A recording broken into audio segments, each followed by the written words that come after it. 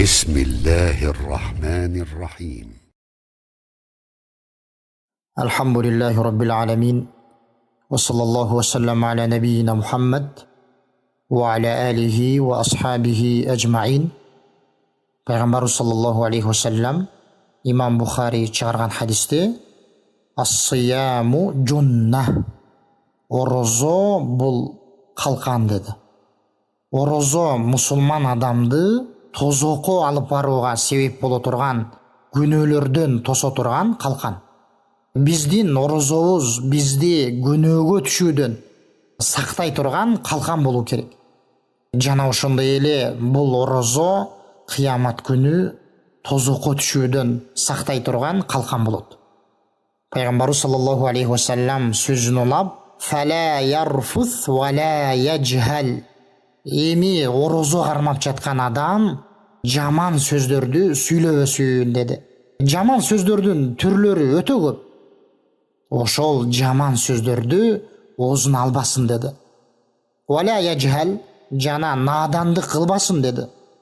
Кандай амалда болбосун, кандай маселеде болбосун, эми надандык кылбасын деди. Ва инмурун каталаху ау шатамаху фальякул инни саим. Эгерде ораза кармап жаткан адамды кайсыл бир инсан тилдеп кире турган болсо, же ал ораза адам менен урушмакчы боло турган болсо, ал адамга мен оразамын деп айтсын деди. Ал адам тилдеп кирсе, анын өзүнө жараша аны тилдебесин деди. Аны менен кошо урушпасын, балким мен оразамын десин деди. Пайгамбарыбыз саллаллаху алейхи вассалам бул хадисте ораза адам ораза учурунда кандай абалда болуу керек, ошол нерсени баяндады. Урматтуу мусулман бир тууган, бул ораза бизге биз өзүбүздү оңоп түзөй турган ай болуу керек. Ар бир кемчилдиктен, ар бир күнөөдөн, катадан биз өзүбүздү оңоп түзөй турган ай болуу керек. Пайгамбарыбыз саллаллаху алейхи вассалам ораза адамды дагы кээ бир амалдардан кайтарып айтат. Бул хадисте Бухариде келет. Кимде ким жалган сөздү таштабаса ораза учурунда, жана надандыкты таштабаса, анда Аллах Таала ал инсандын ораза тутуусуна, тамак ашын таштоосуна муктаж эмес деди. Абида ас-Салмани рахимахулла айтат: "Иттaqu al-muftirayni al-ghiba wal-kadhib". Эмне деди? Эки оозду ачып кое турган нерседен сак болгула деди. Ал экөө гыйбат кылуу, экинчиси бул жалганчылык деди. Гыйбат кылган адам, жалган сүйлөгөн адам ораза учурунда, ал ошол оразасынан кутулганы менен бирок ал адам сооптон кур калат.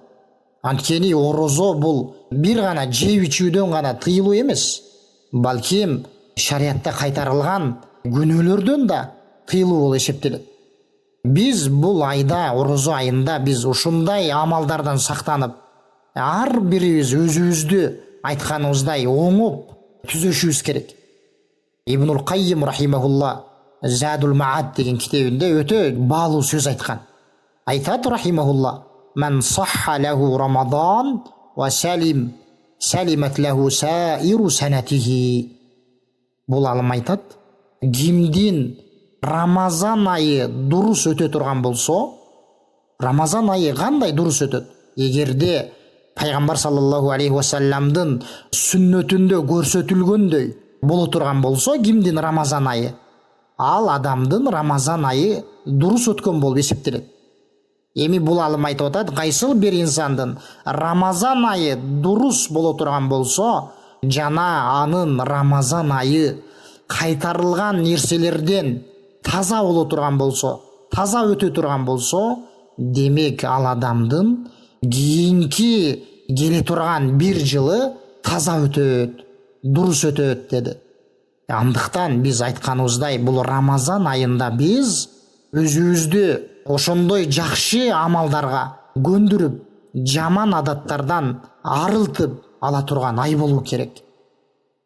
Аллах субханаху ва таала бул Рамазан айынын оразасын эмне үчүн парыз кылгандыгынын эң негизги себебин баяндап айтты го.